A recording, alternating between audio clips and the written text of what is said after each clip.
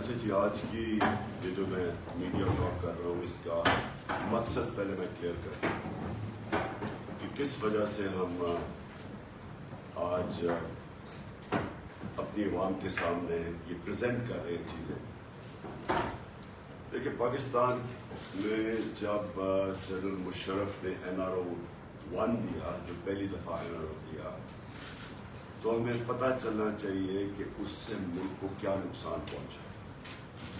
جتنی بھی کرپشن ہوئی تھی 90 کی دہائی میں، اور یاد رکھیں کہ دونوں کی پیپلز پارٹی اور نون لیگ کی گورنمنٹس دو دفعہ کرپشن میں نکالی گئی تھی، اور جتنی بھی ان کے اوپر کرپشن کے کیسز تھے جنرل مشرف نے NRO دے کے یہ سارے کرپشن کے کیسز ختم کر دیے. اس کے بعد جب 2008 سے 2018 یہ دونوں حکومتیں آئی 5 سال کے لیے، تو انہوں نے پھر سے ایک کرپشن کا دور شروع کیا، اور پاکستان کا جو قرضہ تھا، پاکستان کی لائبلٹیز تھی، وہ 4 گنا بڑھی 2008 اور 2018 کے بیچ میں.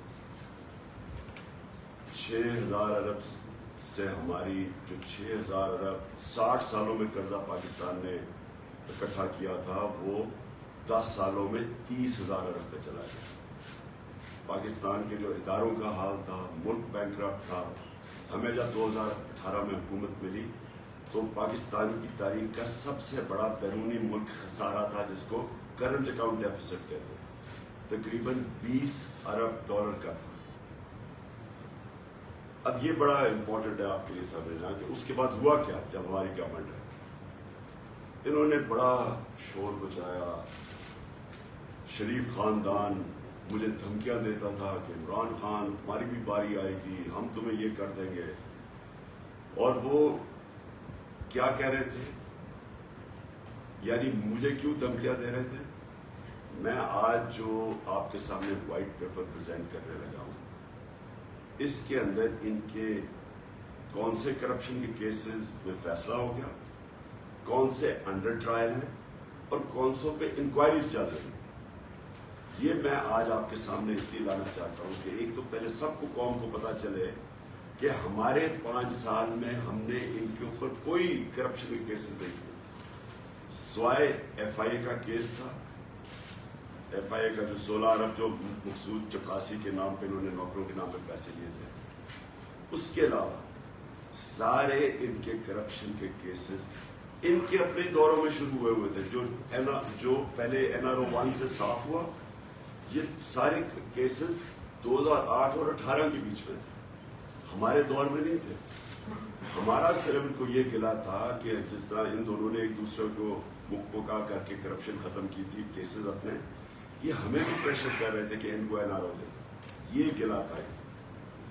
میں جو آپ کے سامنے یہ چیزیں پریزنٹ کر رہا ہوں، یہ وائٹ پیپر، اس کا مقصد کیا ہے؟ اس کا مقصد یہ ہے کہ اب یہ قوم سے دوسرا بڑا ظلم ہونے جا رہا ہے. NRO-1 نے ہمارے ساتھ کیا کیا، اب یہ جو NRO-2 ہے، یہ جو اب آ کے اپنے سارے کرپشن کے کیسز ختم کریں گے، جو شروع ہو گیا کام. میں اس لیے آپ کے سامنے یہ وائٹ پیپر آج پریزنٹ کر رہا ہوں. اور یہ وائٹ پیپر میں یاد رکھیں کہ سارے کیسز ان کے پرانے 2008 اور 18 کے بیچ میں، ہمارے دور کے سوائے FIA کا کیس. اور سیکنڈلی انہوں نے ابھی سے کام شروع کر دیا ہے اس کو ختم کرنے کے لیے. ملک کی فکر نہیں ہے، مہنگائی بڑھتی جا رہی ہے، لوڈ شیڈنگ سے لوگوں کے حالات آج دیکھیں، لیکن ان کا اصل انٹرسٹ یہ تھا کہ یہ اب NRO-2 اپنے آپ کو دیں، یہ کرپشن کے کیسز ختم کریں. میں آپ کے سامنے یہ کرپشن کیسز رکھتا ہوں.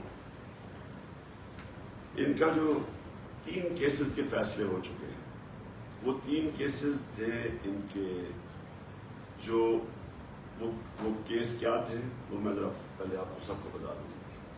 وہ تھا ان کی بدقسمتی کیا ہوئی کہ انکشاف ہو گیا پیناما پیپرز کے اندر. پیناما پیپرز ایسے تھے کہ کسی نے ان کو جو آف شور اکاؤنٹس تھے انہوں نے ان کا انکشاف کر دیا. جس طرح وکی لیکس تھی. ان پیپر جب کب انکشاف ہوا تو پتہ چلا کہ 4 مہنگی لنڈن کے سب سے مہنگے علاقے مے فیئر میں 4 اپارٹمنٹس مریم صفدر کے نام پہ تھی. یہ پینما کے جو پیپرز کا انکشاف ان کو شریف خاندان کو پہلی دفعہ ان کو بتانا پڑا، جو کہ اپارٹمنٹس انہوں نے تقریباً 20 سال پہلے خریدی تھی. پہلی دفعہ ان کو قوم کو بتانا پڑا کہ ہاں یہ ہماری اپارٹمنٹس ہیں، کیونکہ انکشاف ہو چکا، بیرونی ایک انٹرنیشنل انکشاف ہو چکا. مجبوری میں ان کو ماننا پڑا. اس کے اوپر سب کو پتا ہے کہ پہلے سپریم کورٹ میں کیس چلا، پھر جے آئی ٹی بنی، پھر سپریم کورٹ نے فیصلہ کیا، تو اس میں سزا ہو چکی ہے. نواز شریف کو سزا ہو گئی ہے 1.5 ارب روپے کی، 25 ملین ڈالرز کی، اور 8 بلین پاؤنڈز کا فائن ہو چکا ہے. اس کو 7 سے 10 سال جیل ہو چکی ہے اس کی، جس پہ سے وہ جھوٹ بول کے تو ملک سے باہر بھاگے ہوئے ہیں بیل پہ. مریم نواز کو 8 سال کی سزا ہو چکی ہے اور 2 ملین پاؤنڈز کا فائن ہو چکا ہے، وہ بھی بیل پہ ہے، سزا ہو چکی ہے. اور ان کے جو 2 بیٹے ہیں حسن اور حسین، وہ ملک سے ان کے دور میں فرار ہوئے، ہمارے دور میں نہیں، ان کے دور میں یہ فرار ہوئے ملک سے. اور یہ میں آپ کو آج بتا دوں، جب ان سے پوچھا گیا کہ جناب آپ نے جواب دینا ہے، تو دونوں نے کہا ہم پاکستان کے شہری نہیں ہیں. اس کی کوئی مثال نہیں ملتی. کوئی آپ سارے ملکوں میں ہندوستان دیکھ لیں کہ کہیں دیکھ لیں، کوئی ڈیولپڈ ملک میں دیکھ لیں کہ ایک ملک کا 3 دفعہ پرائم منسٹر، اس کی اربوں روپے کی پراپرٹیز لندن میں، ان کی بزنسز باہر، اور وہ کہتے ہیں کہ ہاں، ان کے بیٹے کہتے ہیں ہم پاکستان کے شہری ہیں. اور یہ جو ایفرفینز ہیں، یہ یاد رکھیں، یہ صرف وہ ہے جو پینما میں انکشاف ہوا. باقی جو اس کے بیٹے کا ایک 1 ہائیڈ پارک میں وہ تقریباً 9 ارب روپے کا جو پراپرٹی ہے، یہ اس کے اندر شامل نہیں ہے، یہ انکوائریز میں شامل نہیں ہے. جو ان کی باقی پراپرٹیز ہیں جو چھپی ہوئی ہیں، وہ یہ تو ٹپ آف دی آئس برگ ہے، تو کچھ نہیں ہے جو ان کے باقی پراپرٹیز باہر پڑی ہوئی. تو یہ صرف وہ ہیں جو آپ کے سامنے آئے. یہ ٹوٹل کیسز میں آپ کو بتا دوں، اس میں 40 سے 45 ارب روپے کے وہ کیسز ہیں جو کہ فیصلہ ہو چکا، جو انڈر ٹرائل ہے اور جن کے اندر انکوائری. 40 سے 45 ارب کے یہ کیسز ہیں اور 16 کیسز ہیں. تو میں صرف تھوڑی کی آپ کے سامنے تفصیل رکھتا ہوں تاکہ آپ کو پتہ چلے کہ یہ جو آپ آئے ہیں اس ملک کے اوپر، جو ہمارے اوپر مسلط کیے گئے ہیں، یہ وہ لوگ ہیں کون؟ یہ وہ خاندان ہے جس نے 30 سال سے ملک کو لوٹ رہا ہے. اور یہ اب ذرا میں تھوڑا سیمپلنگ دیتا ہوں کیسز کی. ان کے اوپر سب سے پہلے تو جو اب یہ صرف یہ کیسز ہمارے دور میں 16 ارب روپے کے ایف آئی اے کے اندر کیسز ہیں. اور وہ کیسز ہیں کیا؟ وہ انہوں نے رمضان شوگر، یہ شباز شریف کے کیس ہے، انہوں نے اپنے نوکروں کے نام پہ پیسہ لیا 16 ارب روپیہ، جس میں مقصود چپراسی کے نام پہ 4 ارب روپیہ ہے، اور پھر اس کو ڈسٹریبیوٹ کیا یا ملک سے باہر بھیج دیا. یہ اب ہو کیا ہے؟ میں ذرا یہ اس لیے آج وائٹ پیپر پبلش کر رہا ہوں. اب انہوں نے ایف آئی او کے اوپر آتے ساتھ ہی انہوں نے جو ڈائریکٹر تھا، جو انویسٹیگیٹ تھا، اس کو ٹرانسفر کر دیا. جو انویسٹیگیٹو آفیسرز تھے ان ساروں کو باہر پوسٹ آؤٹ کر دیا، کیس سے ہٹا دیا. جو اسپیشل پروسیکیوٹر تھا اس کیس کا، اس کو کہا کہ آپ عدالت میں نہیں آئیں گے. اور سارا جو ریکارڈ ہے انہوں نے اپنے پاس رکھی. اب یہ خطرہ کیا ہے کہ یہ 16 ارب روپے کے ریکارڈ، جس طرح این ڈی اے میں ان کی لوٹ مار تھی، ان کے وہ جل جاتے تھے سارے ریکارڈز، یہ اب خطرہ یہ ہے کہ اب یہ ریکارڈز غائب ہو گئے. یہی ہوا تھا جب زرداری کو N R O General Musharraf نے دیا تھا، تو سوئٹزرلینڈ میں ان کے پاس جو $60 ملین کا ریکارڈ پڑا ہوا تھا، برطانیہ سے ایمبیسڈر گیا اور وہ سارا ریکارڈ چوری کر کے لے کے آیا، وہ ریکارڈ ڈسٹروائے کر دیا گیا. تو اب وہی 16 ارب روپے کا اب ریکارڈ غائب ہو جائے گا، اور ہمیں یہ خدشہ ہے کہ یہ جب سے اوپر آئے یہ ریکارڈ اب ڈسٹروائے کیا جائے. دوسرا کیس 4 نیب کیسز ہیں ان کے اوپر، 7.3 ارب کے ان کے اوپر منی لانڈرنگ کیسز ہیں. شہباز شریف، والد شہباز شریف پرائم منسٹر بیل پہ، بیٹا حمزہ شریف وہ بیل پہ چیف منسٹر پنجاب، اور تیسرا سلمان شہباز باہر بھاگا ہوا ہے. اب وہ تیاری کر رہا ہے واپس آنے کی. وہ باہر اس لیے بھاگا ہوا ہے کہ وہ ڈائریکٹلی امپلیکیٹڈ ہے اس کیس کے اندر. پھر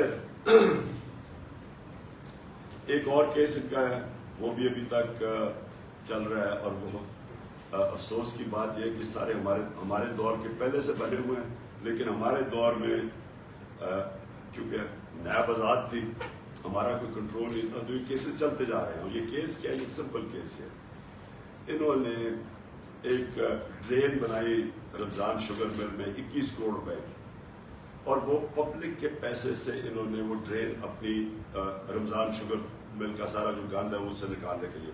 سیدھا یہ کرپشن کا کیس ہے. کرپشن کا ڈیفینیشن یہ ہوتا ہے کہ اقتدار میں آ کے ذات کو فائدہ پہنچائے. یہ سیدھا کرپشن کا کیس ہے. پھر آگے چلے جی، اور وہ ٹی ٹی کے کیس 7.3 وہ کیا ہے؟ جعلی ناموں کے اوپر انہوں نے، پاپڑ والا اس طرح کے نام تھے، وہ کبھی ملک سے باہر ہی نہیں گئے تھے. ان کو باہر سے انہوں نے کہا جی انہوں نے ٹی ٹی ریمیٹنسز دکھائی ہیں، اور جب پاسپورٹ چیک کیا تو ملک سے باہر ہی نہیں گئے تھے. تو سارے فیک نام کے اوپر یہاں سے چوری کر کے پیسہ باہر بھیجا، اور باہر سے فیک نام کے اوپر پیسے پاکستان لائے گئے. اور ملازم یا کوئی وہ لوگ جن کے پاسپورٹ سے انہوں نے پکڑے ہوئے. پھر ان کے انڈر انکوائری کیسز کیا ہے؟ یہ ذرا دیکھ لیں. شہباز شریف کا کیس، اس نے پرائم منسٹر کا جہاز، چیف منسٹر نے پرائم منسٹر کا جہاز استعمال کیا، اور اس جہاز میں اس نے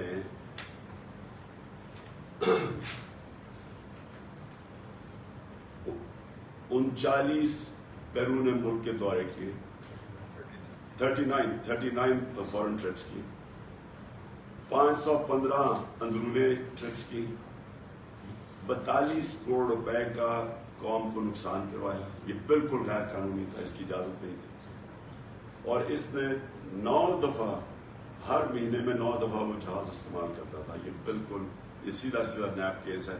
42 کروڑ روپے کا جو بھی ٹیکس کے پیر کو نقصان پہنچاؤ غیر آئینی طور پر. پھر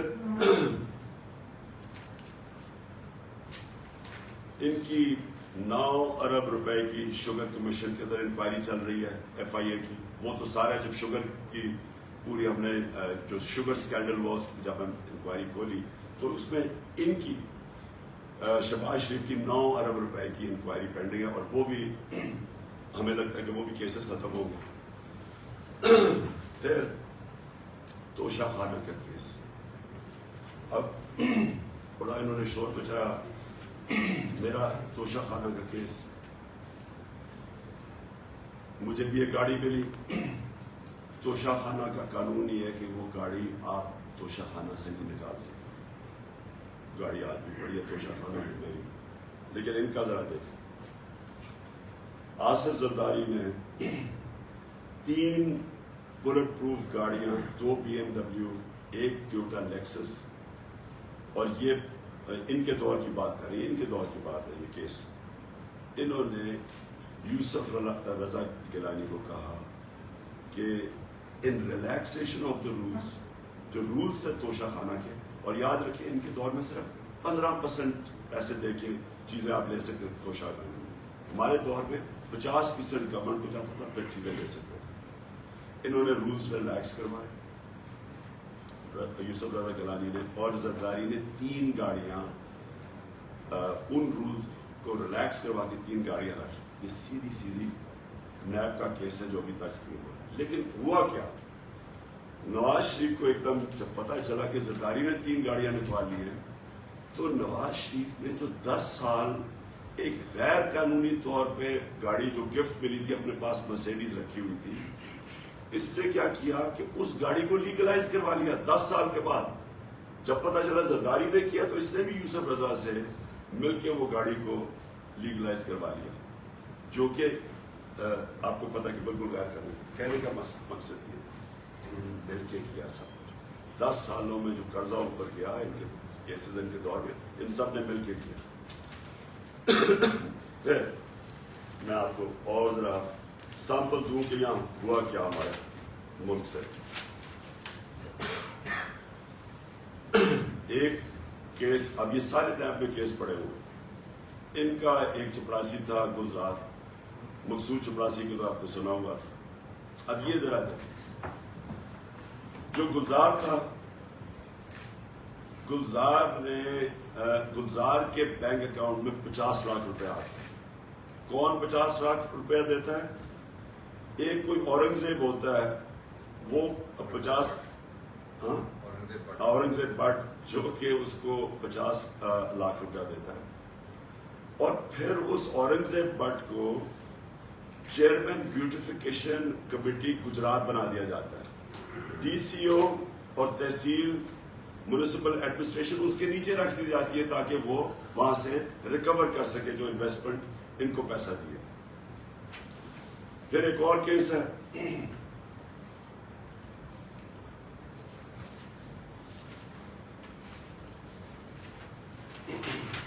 میں ذرا موٹے موٹے آپ کو کیسز بتا رہا ہوں تاکہ یہ وائٹ پیپر کا سب کے پاس ہم نے میڈیا کو پرنٹ آؤٹ دے دیا جو آپ تفصیل میں خود دیکھ سکتے ہیں. ایک ایسر اقبال، ان کے بھائی کو کانٹریکٹ دیا جاتا ہے ہارٹیکلچر کا، سارے رولز ریلیکس کر دیے جاتے ہیں، پیپرا رولز ریلیکس کر کے اس کو کانٹریکٹ دیا جاتا ہے. وہ انفلیٹڈ یعنی زیادہ ان کو پودے بیچتے 4.5 کروڑ روپے کے، اور وہ بھی انکوائری ابھی تک پینڈنگ ہے. اور وہ بالکل نیب کا کیس ہے کیونکہ وہ ایک فیور کی جاتی ہے اس کو پیسے دینے کے لیے.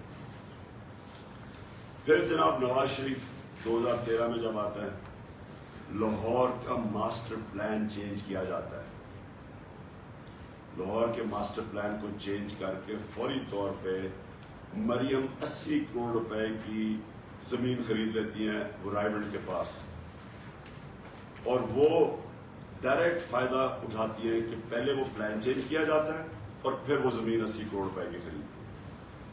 پھر چودھری شوگر مل کیس ہے، یہ بھی نیب کے اندر انویسٹیگیشن چل رہی ہے. اس میں کیا ہوتا ہے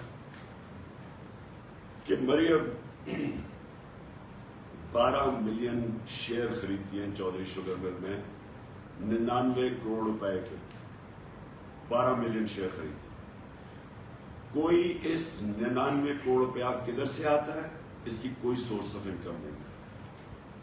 کسی کو بھی آپ اگر پوچھیں کہ آپ نے شیئر خریدے 99 کروڑ روپے کے، یہ ابھی تک کیس چودھری شوگر مل کا پرانا چلا آ رہا ہے، اس کا بھی کوئی حل نہیں ہے. اور یہ بھی اب جو ہمیں نظر آ رہا ہے کہ نیب کے اندر ڈی جیز چینج ہوں گے، پروسیکیوٹرز چینج ہوں گے.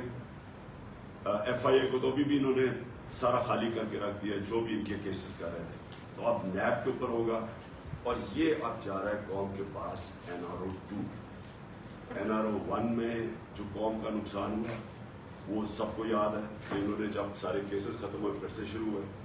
یہ 2008 سے 13 تک 2008 سے 18 تک یہ جتنی بھی اب کرپشن کیسز ہیں، اب یہ سارے کرپشن کے کیسز ان کے ختم ہوں گے تاکہ یہ پھر سے شروع ہو ملک کو لوٹنے کے لیے اور یہ پیسہ باہر بھجوانے کے لیے.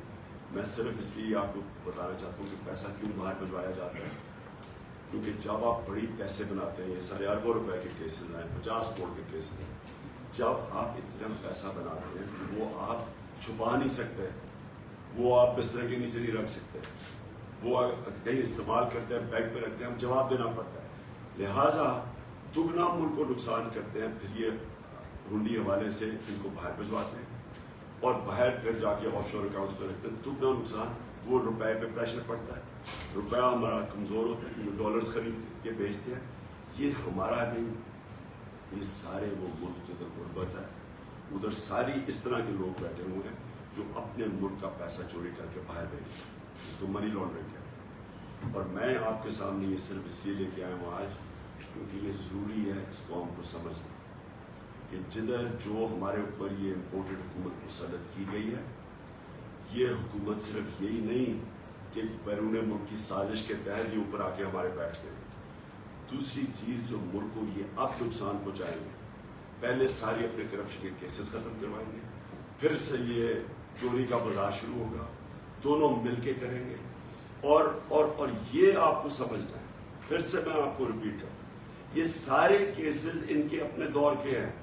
کیسز یہ جب دونوں اقتدار میں تھے تب کیسز بنائے گئے، سوائے ایف آئی اے کا کیس یہ جو 16 ارب کا ہے، باقی سارے ان کے کیسز تھے.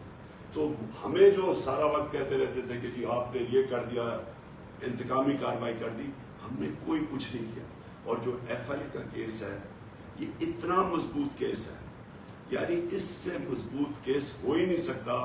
افسوس سے مجھے کہنا پڑتا ہے کہ ہمارا انصاف کا نظام، ڈیٹس ملتی گئی، کبھی بینچ ٹوٹ جاتا تھا، کبھی کمر میں درد ہو جاتی تھی، اور کبھی جا کے نیب کے اوپر نیب میں جا رہے ہیں تو پورا جلسہ کر دیا پکڑ کے. ہمارا انصاف کا نظام ان کو یہ سارے کیسز کسی کو بھی نہیں، سوائے وہ جو ایون فیلڈ کا کیس ہے، کسی کیس کو بھی پورا اینڈ تک نہیں پہنچا سکا. جی سر، انتقامی کارروائیاں شروع ہو چکی ہیں. رات کی صبح ایک آپ کے ایم این اے شیخ صاحب کے بھتیجے کو بھی اریسٹ کر لیا گیا ہے. فرح گجر کے اوپر بھی نیب کا کیس بنا دیا گیا ہے. آپ پر تو انہیں رسالت کا کیس درج ہو گیا. سر کیا اسٹریٹجی ہوگی، کیا حکمت عملی ہے سر؟ دیکھیے، یہ کسی کو کوئی شک نہیں ہونا چاہیے کہ یہ ایک مافیا سے ہماری ڈیلنگ ہے. دیکھیے، مافیا جن کو سپریم کورٹ نے جب سسیلین مافیا کہا تھا، تو مافیا کا کیا طریقہ ہے کارروائی کا؟ وہ یا لوگوں کو خریدتے ہیں جس طرح ہمارے سیاستدانوں کو انہوں نے خریدا، ان کو بڑے پیسے دے دے کے خریدا. میڈیا پہ یہ پیسہ چلاتے ہیں. اپنے آپ کو پتہ ہی چل گیا کہ کون سے میڈیا کے لوگ ہیں جو ہر ان کی برائی کی کھڑے ہو جاتے ہیں ان کے ساتھ، ان کی اور پروموٹ کرتے ہیں ان کو. آپ کو پتہ تو پیسہ چلتا ہے. اور جو یہ خرید نہیں سکتے پھر ان کے اوپر یہ انتقام لیتے ہیں. اور یہ جو آپ نے دیکھا یعنی اس سے فولش کیس کیا ہو سکتا ہے کہ مدینہ میں کوئی حرکت ہوتی ہے، ہم اس وقت سب کو پتا ہے کہ ہم اپنے شب دعا بنا رہے ہیں، اپنے ساروں کو اناؤنس کیا ہوا ہے، پہلے سے اناؤنس کیا ہوا تھا سارے پاکستان میں بھی، بیرون ملک پاکستانی بھی، کہ سارے اس میں شرکت کریں، اور بھرپور شرکت ہوئی. تو جب شب دعا ختم ہوتی ہے تو ہمیں پتہ چلتا ہے کہ مدینہ میں کیا ہوا، اور اگلی دفعہ پوری ان کی کیمپین چل جاتی ہے کہ جی یہ سارا ہم نے کروایا. میں ان کو چیلنج کرتا ہوں، یہ کہیں بھی پبلک میں باہر جائیں گے ان سے یہ ہوگا. کسی بازار کے اندر گارڈز کے بغیر چلے جائیں، یہ آوازیں لگیں گی. کئی بیرون ملک چلے جائیں جدھر پاکستانی ہیں، وہ جو آج ان سے ہو رہا ہے لنڈن کے اندر، یہی ہوگا ان سے. امریکہ میں لوگ ان کے خلاف نکلے ہوئے. یہ ان کو اندازہ نہیں ہے کہ پاکستانیوں کو کتنا غصہ ہے ان کے اوپر. پاکستانی اپنے یعنی اس کو ذلت فیس کرتے ہیں کہ اس طرح کے چوروں کو ہمارے اوپر آ کے بٹھا دیے.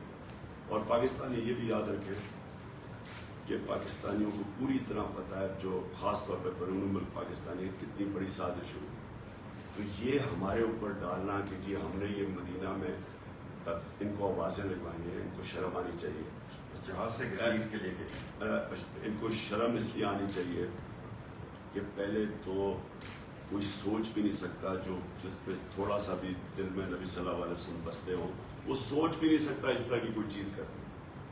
اور پھر اپنی جو ان کی چوریوں اور ان کو جو پبلک میں رد عمل مل رہا ہے، یہ جو ساری پبلک ہمارے ساتھ نکل رہی ہے، کیا یہ کوئی ان کو نظر نہیں آ رہا کہ پبلک کیوں نکل رہی ہے؟ آدھی تو ان کی شکلیں دیکھ کے پبلک ہمارے ساتھ نکل رہی ہے. انشاءاللہ جو یہ میری کال ہے، یہ اس مئی کے اینڈ میں آپ خود دیکھیں گے کہ پبلک کیسے نکلے گی ان لوگوں کے خلاف. یہ جو انہوں نے شیخ رشید کے بھائی سے کیا، ایم این اے بھتیجے سے کیا، ہمارے پی ٹی آئی کے، اس سے شرمناک چیز کیا ہو سکتی ہے کہ آپ اس طرح ایئرپورٹ سے پکڑ کے کسی کو جہاز سے جیل میں اس طرح ڈالیں کسی کو، اور اس کو لے گئے کہیں. यही इनसे हमें तवक्को है। ये इसी तरह के लोग हैं जिन्होंने हर किस्म की आप झूठे केसेस डाल रहे हैं। जो आपने दूसरी बात की फराह खान, मैं जरा इसके ऊपर पहले वाज़ेह करता हूँ। पहले तो मुझे अगर शक था ना, हमारे दौर में तो जी नैब आज़ाद है, हम कुछ कर ही नहीं सकते थे, हम कोई बात करते थे जी नैब आज़ाद है। अब मैं नैब से पूछना चाहता हूँ कि ये जो आपने फराह खान के ऊपर केस डाला है, ये किसी को भी पहले दिखाएं कि कोई केस बन सकता है। पहले तो क्या जी उसकी जो wealth beyond non source of income है, ये सिर्फ पब्लिक ऑफिस होल्डर्स के ऊपर अप्लाई करती है। वो कौन सी कोई एमएनए या पब्लिक ऑफिस होल्डर, वो तो एक रियल एस्टेट पे काम करती है 20 साल से। दूसरी बात, उन्होंने अटैच क्या किया कि जी उनका जो खामद था वो किसी यूनियन काउंसिल का कोई ओहदेदार था, कोई 97 से 99 था, 1997 से 1999 तक। इसकी शादी नहीं हुई थी उसके साथ, इसकी शादी उसके कई सालों के बाद हुई है। तो इसको कैसे फंसा दिया इन्होंने? सो नंबर 1, ये सीधी इंतकामी कार्रवाई ली जा रही है। और ये क्यों की जा रही है? उसका कसूर क्या है? फरा का क्या कसूर है कि वो बुशरा बेगम बड़ी कम लोगों को मिलती है, वो उनमें से सबसे ज्यादा जो मिलती है वो फरा खान। ये कनेक्शन है। ये वही कनेक्शन है जब इन्होंने जमायमा के ऊपर टाइलों का केस डाला था कि वो जो टाइल स्मगल कर रही है जमायमा, तो उसका कसूर ये था वो मेरी बीवी थी। हिट मुझे करना चाहते हैं, मेरे ऊपर मिलता कुछ नहीं है, चले जाते हैं। अब बुशरा बेगम क्या मिलना, वो तो घरेलू औरत है, उनकी तो कोई बिजनेस या कोई बैंक अकाउंट नहीं है, लिहाजा उनकी दोस्त को पकड़ लिया। जिस तरह के उन्होंने जमायमा के ऊपर टाइल्स का केस डाला, 1 साल वो केस चलाया। वो सिंपल था कि एंटीक टाइल्स स्मगल करने का केस था। एंटीक का पता चलवाना, एंटीक टाइल्स का 48 घंटे लगते हैं। फोरेंसिक उसका टेस्ट कराया, आपको पता चल जाए कि टाइल एंटीक है या नहीं है। वो उसने टेस्ट करवा लिया था। जब उसके पास सर्टिफिकेट आ गया तो 1 साल तक जजेस केस नहीं सुनते थे, सिर्फ इंतकाम लेने के लिए मेरे पीछे। ये बिल्कुल वही केस है, ये बिल्कुल बेकसूर है। मैं ये चाहता हूँ कि इसको पूरा मौका दिया जाए, ये पूरी हेयरिंग की जाए। ये कहा गया जी उसकी दौलत में 3 साल में बड़ा इजाफा है। आप सिर्फ ये चेक कर लें कि रियल एस्टेट में पिछले 3 साल में जो पैसा बना है वो पाकिस्तान की तारीख में नहीं बना। रियल एस्टेट के अंदर जिस तरह का पैसा आया है, ये जरा जितने भी रियल एस्टेट के लोग हैं उनसे जरा पूछें तो सही कि उनकी दौलत में कितना इजाफा हुआ। तो ये कोई क्राइम तो नहीं है। हाँ साहब, ये फरमाइएगा कि आप हुकूमत में भी रहे, ये जो कवानीन का डिले है, इंसाफ का डिले है, ये अगर नहीं हो पाएगा और साल केस लटकते रहेंगे तो इसका हल क्या है? कौम कैसे इसके कंक्लूजन पे जाएगी? दूसरा पॉइंट ये है कि आपने मई के एंड में कॉल दी है, तो ये तो पूरा मई का महीना अपोजिशन जो है, जो मौजूदा हुकूमत है, ये तो आपके अकाबरीन को जो अरेस्ट करने के प्लान कर रही है 30 MPO के तहत, तो ये तो सारी की सारी वो मोबिलाइजेशन को काटलाइज करेंगे। देखिए हमने ये जो कॉल दी है इस्लामाबाद की, मैं ये चाहता हूँ कि पाकिस्तान को नज़र आए कि ये पाकिस्तान की तारीख की सबसे बड़ी अवाम की मूवमेंट होगी। और जो अवाम आप देखेंगे इस तरह कभी पब्लिक नहीं निकलेगी जो इंशाल्लाह मेरी कॉल पे निकलेगी। मैं उससे पहले चाहता हूँ कि मैं सारी कौम को, और भी कौम तैयार है, हम अभी भी कॉल दे सकते हैं, पब्लिक आएगी, लेकिन हम वो पब्लिक को तैयार करके लाना चाहते हैं कि कभी इस तरह की पब्लिक इन लोगों को नहीं नजर आएगी। जहाँ तक इंतकामी कार्रवाई है, ये और ज्यादा जोश देगा लोगों को, क्योंकि लोगों को इनकी शक्लें पता है। इन्होंने यही किया अपने 30 सालों के अंदर, जब इन्होंने हुकूमत, वो सिंध में वो ये करता है, जितना जुल्म सिंध के अंदर ये जरदारी और इसका जो जरदारी सिस्टम करता है, सिंध के लोगों को तो उन्होंने गुलाम बनाया हुआ। और ये जो शरीफ है, इनका माफिया स्टाइल अप्रोच, ये हम 30 साल से, शहबाज शरीफ ने सबसे ज्यादा पुलिस मुकाबले के अंदर लोग मरवाए हुए हैं। ये जालिम आदमी है, डरपोक है और बहुत जालिम है। तो हमें इनकी तैयारी है, हमें पता है कि इन्होंने क्या करना है, और ये भी देख लेंगे कि अवाम किस तरह निकलती है और इनके खिलाफ निकलेगी। जी खान साहब, ये फरमाइएगा कि जो थाना मदीना टाउन की जो FIR है, उसमें पाकिस्तान तहरीक इंसाफ के जो सुपरस्टार है शेख रशीद साहब, خود میں بھی تو کیا اس FIR کو آپ کورٹ میں چیلنج کریں گے کہ یہ ایک بہت بڑا الزام ہے چونکہ کانگریس میں یہ سمجھتا ہوں، میں تو اپنی عدالتوں کے اوپر اب خود ہی سوچتا ہوں کہ ان کو بھی آپ ان کا بھی امتحان ہے، کیونکہ شریفوں کو تو ہمیں پتہ ہے انہوں نے ساری زندگی یہی کیا، انتقامی کارروائی ان کے ڈی این اے کے اندر ہے۔ یہ اب سے نہیں، جب انہوں نے ایک کرکٹر ہوتا سرفراز نام، اس کو ڈنڈے پڑوائے، پھر نجم سیٹھی کو بند کر کے ڈنڈے مارے، یہ تو ان کا طریقہ ہی ہے ڈرانے کا۔ لیکن دیکھیں ہماری عدلیہ بھی بیٹھی ہوئی، عدلیہ آج پاکستان میں مکمل طور پہ آزاد ہے، کبھی اس طرح کی آزاد عدلیہ نہیں تھی جو آج ہے۔ ہمارے کوئی بتا دے ہمارے دور میں کوئی بتا دے ایک کسی کے اوپر جھوٹا میں نے کیس کروایا ہو، کوئی مجھے بتائے کہ پولیس میں ہم نے کسی اپنے مخالف کے خلاف کوئی جھوٹا کیس کیا ہو، کوئی جھوٹی FIR کی ہو۔ پختونخوا میں ہماری گورنمنٹ تقریباً 9 سال ہونے لگے، کوئی بتا دے کہ مخالف کے خلاف کسی کے جھوٹا کیس ہوا۔ ان کا آتے ساتھ ہی یہ پہلی واردات ہے، آتے ساتھ ہی انہوں نے جب کوئی کیسے کسی کو اس کیس پہ ڈال سکتا ہے، جب کوئی ان کے پاس کوئی نہ ثبوت ہے، نہ کوئی بتا سکتے ہیں، نہ کوئی کریکٹ کر سکتے ہیں، کیسے یہ ہمیں FIR رجسٹر کیسے ہو سکتی ہے؟ پہلے تو مجھے یہ نہیں سمجھ آ رہا۔ اور ایک ہی جیسی FIR ہے سارے پاکستان میں۔ سر آپ ارلی الیکشن چاہتے ہیں، لیکن حکومت نے فیصلہ کر لیا ہے کہ اکتوبر 2023 سے پہلے الیکشن نہیں ہوں گے۔ الیکشن کمیشن نے بھی حلقہ بندیاں شروع کر لی، لیکن اب نئی مردم شماری انہوں نے شروع کر دی ہے، اس پہ تو وہ حلقہ بندیاں بھی ختم ہو گئی، تو اب کیا آپ کا لائحہ عمل ہوگا؟ دیکھیے جی، الیکشن کمیشن آئین الیکشن کمیشن کو کہتا ہے کہ 90 دن میں ان کو الیکشن کروانے کی سارا وقت ان کی تیاری ہونی چاہیے۔ یہ الیکشن کمیشن اگر 90 دن میں الیکشن نہیں کروا سکتی، ان کے اوپر ایکشن لینا چاہیے۔ ہمیں کوئی اعتماد اس چیف الیکشن کمیشنر پہ نہیں، اس سے کوئی کسر نہیں چھوڑی کہ تحریک انصاف کو وکٹمائز کرنے کی، ہر موقع ملتا ہے یہ وکٹمائز کرتا ہے۔ ہم سمجھتے ہیں کہ اس نے عدالتوں کو انفلوئنس کیا، جب عدالتیں فیصلہ کر رہی تھی کہ اس نے جب ان کو کہا کہ جی میں تو الیکشن ہی نہیں کروا سکتا پتہ نہیں کتنے مہینے میں، 6 یا 7 مہینے میں، ہم سمجھتے ہیں 7 مہینے، اس کو اسی وقت عدالتوں کو کہنا چاہیے تھا کہ اس کو ڈسمس کریں، کسی اور الیکشن کمیشن کو لے کے آئیں، کیونکہ آئین کے مطابق 90 دن میں الیکشن ہونے چاہیے جب بھی الیکشن اناؤنس ہوتا ہے۔ خان صاحب، ایک کوشچن جو بڑے عرصے سے ذہن میں گردش کر رہا ہے وہ یہ تھا کہ ذوالفقار علی بھٹو صاحب کو اپنے اوپر یہ گمان تھا کہ ان کے لیے قوم نکلی، ان کے لیے اس وقت نہیں نکلی جب وہ جیل میں بیٹھے رہے، آپ کو یہ دکھایا قوم نے کہ وہ آپ کے لیے نکلی، اور سب سے بڑا منظر اس دن نظر آیا جس دن آپ روڈ پر نہیں تھے لیکن قوم آپ کے لیے سڑکوں پر تھی، پورے پاکستان میں بھی اور پاکستان سے باہر، اور اب بھی وہ قوم آپ کے لیے آئی تھی، آپ کی کال پہ اور ہر کال پہ آئی تھی، لیکن اس قوم کا تو مینڈیٹ یہ لوگ مانتے ہی نہیں ہیں۔ ہمارے ادارے، میرا کوئی مسئلہ ہو یا ہمارے کسی عام آدمی کا مسئلہ ہو، وہ کس کے پاس جاتا ہے؟ پولیس کے پاس جائے گا، کیس لے کے انویسٹیگیٹ کرے گی وہ، اور پھر عدالت جائے گی کہ فیصلہ سنائیں۔ نہ عدالت، نہ پولیس، نہ یہ سارے ادارے، عوام کا تو مینڈیٹ بیسیکلی یہاں پر چوری ہوا، وہی عوام سڑکوں پر آ کے بھی بیٹھ جائے، اس عوام کی کیا عزت کرنی ہے انہوں نے؟ آپ کے لیے عوام نکلے گی تو اس کو کیا ملے گا؟ ان سے تو کچھ نہیں ملے گا۔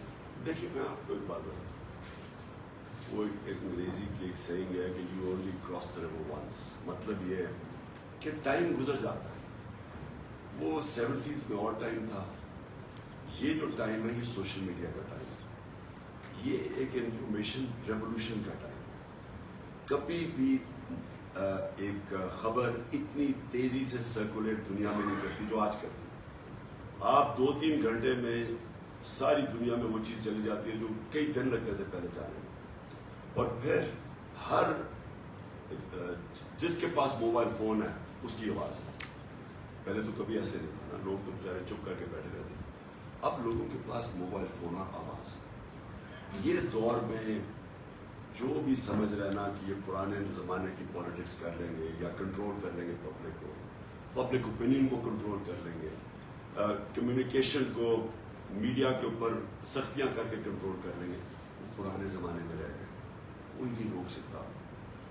جو پبلک کا اس وقت میں دیکھ رہا ہوں، میں نے کبھی، کیونکہ میں پاکستان کے ساتھ ہی پڑھا ہوں، میں نے کبھی نہیں سوچا تھا کہ پبلک اس طرح کا شعور ہوگا پبلک میں، اور نوجوانوں میں، بچوں تک، کیونکہ بچے بھی اب موبائل فون، ان میں جو شعور ہے یہ کبھی پاکستان میں نہیں تھا۔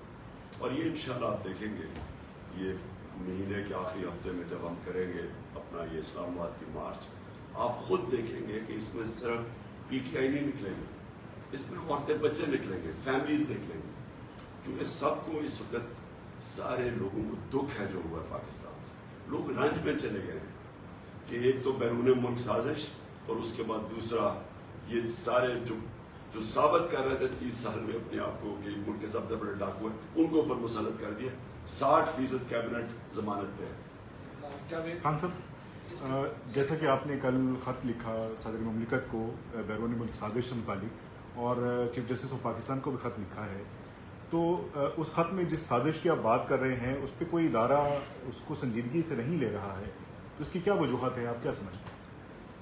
دیکھیں ہم تو کوشش کر سکتے ہیں، ہم تو پوری کوشش کر رہے ہیں۔ دیکھیں ایک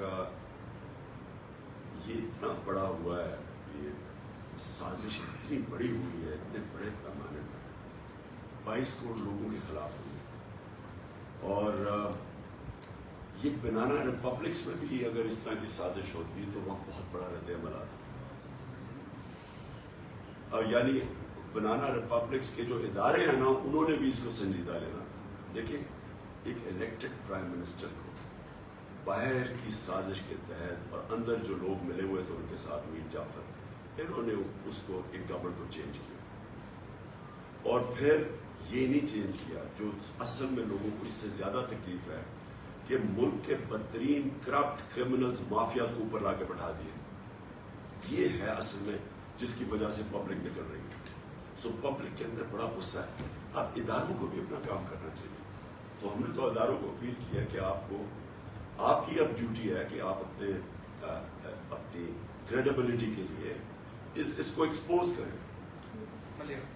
خان صاحب، اس میں کوئی شک نہیں ہے کہ اس دفعہ کا جو کراؤڈ ہوگا وہ انشاءاللہ ایگزیمپلری ہوگا۔ 30 اکتوبر 2011 سے لے کر آج تک ہم نے کوئی جلسہ نہیں چھوڑا، ہر جلسہ کور کیا ہے، لیکن اس دفعہ پاکستان کے ہر کوارٹر سے جس طرح سے لوگ نکل رہے ہیں، اور جو عورتیں اور بچے نکل رہے ہیں جن کے مرد بھی آپ کے خلاف کھڑے ہیں، ان کی عورتیں اور بچے ان کے خلاف بغاوت کر کے کھڑے ہیں، تو اس میں کوئی شک نہیں ہے کہ اس دفعہ ان کو بھی لگے گا پتہ کہ عوام کا مطلب کیا، جمہور ہوتی کیا ہے۔ لیکن صرف ایک جو خطرہ ہے کہ آپ کی مئی کے آخری ہفتے سے پہلے یا آپ کے جتنے بھی تگڑے لوگ ہیں وہ میڈیا کو ختم کرنے سے ان کو کوئی وہ نہیں ہوا کہ آواز دبا کے کوئی فائدہ نہیں ہو سکا، سوشل میڈیا نکلا ہے۔